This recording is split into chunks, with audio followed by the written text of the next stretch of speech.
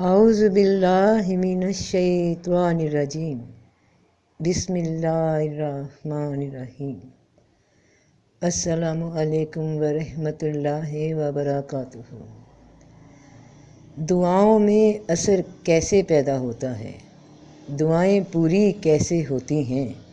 ہم اکثر کہتے ہیں، لوگوں سے بھی سنتے ہیں کہ نماز بھی ریگولر ہے، اللہ کا ذکر بھی روز کرتے ہیں، اللہ کے نام کی تسبیح بھی کرتے ہیں، مگر جو دعا کروں، جو میرا کام مشکل میں ہے، اس میں کوئی فرق نہیں پڑ رہا، دعا قبول نہیں ہو رہی۔ جس طرح بڑوں نے بتایا ہے کہ یہ ایک وظیفہ کر لو، روز مغرب کے وقت 11 بار، یا فلاں سورت پڑھ لو، یا کہ ایک وظیفہ ہے روز 313 بار پڑھ لینا، بیماری دور ہو جائے گی، اور میں ویسا ہی کر رہا ہوں، نماز بھی پابندی سے کر رہا ہوں، تو کیا وجہ دعا قبول نہیں ہوتی؟ تو بہن بھائیوں، بیٹے بیٹیوں، بڑا باریک سا فرق ہے دعا کے قبول ہونے اور نہ ہونے کی وجہ میں۔ اللہ سے سوال کرنے کے باوجود اس سوال کے جواب آنے میں یا نہ آنے میں بڑا ہی لطیف سا فرق ہے۔ اس فرق کو کیسے سمجھا جائے؟ تو اس کے لیے ایک مثال سمجھیے۔ 2 شخص ہیں، دونوں ہی مسلمان ہیں، دونوں ہی نماز پڑھتے ہیں، دونوں ہی دعا کرتے ہیں، مگر ایک کی دعا قبول ہو جاتی ہے اور دوسرے کی دعا قبول نہیں ہوتی۔ دونوں کے درمیان اس بات میں بھی ذرا برابر فرق نہیں کہ وہ نماز میں ظاہر ہے کہ پہلی سورت جو لازمی پڑھی جاتی ہے سورہ فاتحہ، وہی پڑھتے ہیں۔ اب یہاں سے فرق سمجھیے۔ یہ فرق سمجھ آ گیا تو زندگی میں اگلے سفر تمہارے آسان ہو جائیں گے انشاءاللہ۔ ہمیں شروع سے سمجھایا گیا کہ نماز پڑھنا ہے، اللہ کا ذکر کرنا ہے۔ اب نماز کے لیے تم بھی قیام میں کھڑے ہو اور تم نے کہا الحمدللہ رب العالمین، اور میں بھی نماز کے لیے قیام کی حالت میں کھڑی ہوں، اور میں نے بھی کہا کہ الحمدللہ رب العالمین۔ کوئی فرق نہیں ہے نا، دونوں نے ایک ہی آیت پڑھی، مگر میں نے ایسے آیت پڑھی کہ جیسے میں صرف ایک یاد کی ہوئی آیت کو سنا رہی ہوں اللہ کو، کہ تمام تعریفیں اللہ کے لیے ہیں جو سارے جہانوں کا رب ہے۔ لیکن تم نے اس آیت کو جب پڑھا تو صرف اس نیت سے نہیں کہ تم اللہ کو سنا رہے ہو ایک رٹی رٹائی آیت، بلکہ تم اللہ سے کہہ رہے ہو، اس بات کو تسلیم کرتے ہوئے اپنے دل کے ساتھ، اس کیفیت کو محسوس کرتے ہوئے تم نے رب پاک کو حاضر ناظر سمجھتے ہوئے کہا کہ تمام تعریف تیرے لیے ہے، کیونکہ تو سارے جہانوں کا پالنے والا ہے، تو مہربان ہے، تو رحیم ہے، تو ہی روز جزا کا مالک ہے، میں تیری عبادت کر رہا ہوں اور تو ہی میری مدد کر سکتا ہے۔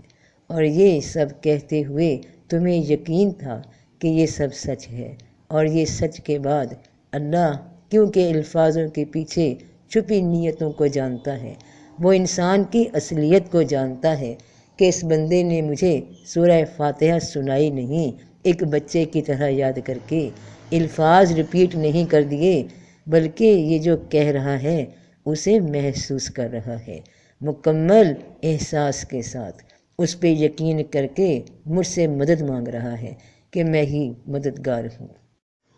الحمدللہ رب العالمین الرحمن الرحیم مالک یوم الدین ایاک نعبد۔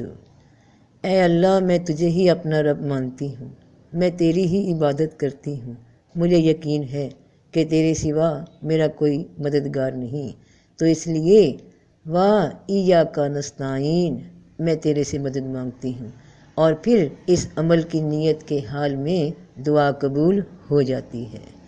الفاظ ایک ہی تھے، تمہارے بھی میرے بھی، مگر فرق صرف یقین کا تھا۔ میں اللہ کو سبق سنانے گئی تھی اور تم اللہ سے اقرار کرنے گئے تھے۔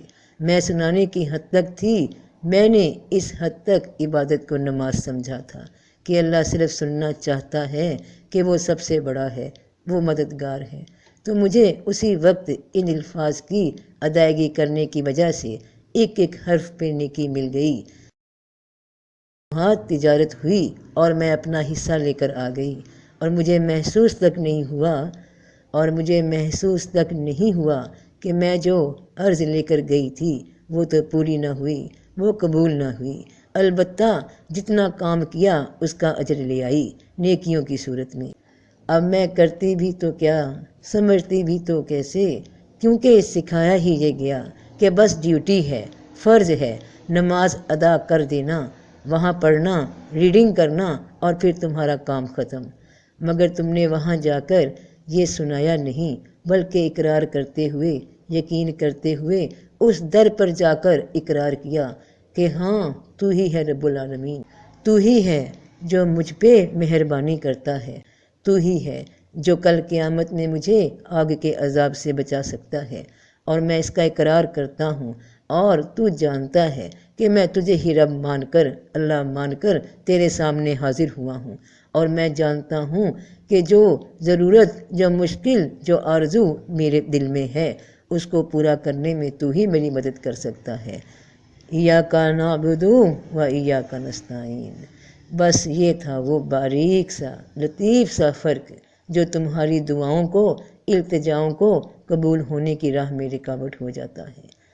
جب اللہ کے سامنے حاضر ہو تو اس سوالی کی طرح حاضر ہوا کرو جسے یہ یقین ہو کہ وہ جس در کا دروازہ کھٹکھٹا رہا ہے وہاں سے نہ نہیں آنی۔ وہ در والا ایسا ہے جس کے پاس کوئی کمی نہیں، ہر اختیار رکھتا ہے۔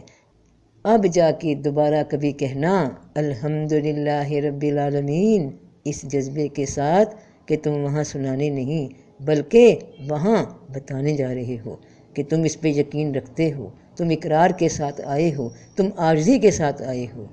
اس کے بعد دیکھنا کہ کیسے تمہاری زندگی کے دن پھرتے ہیں، پھر بتانا کہ دعائیں قبول ہوتی ہیں یا نہیں ہوتی۔ فی امان اللہ۔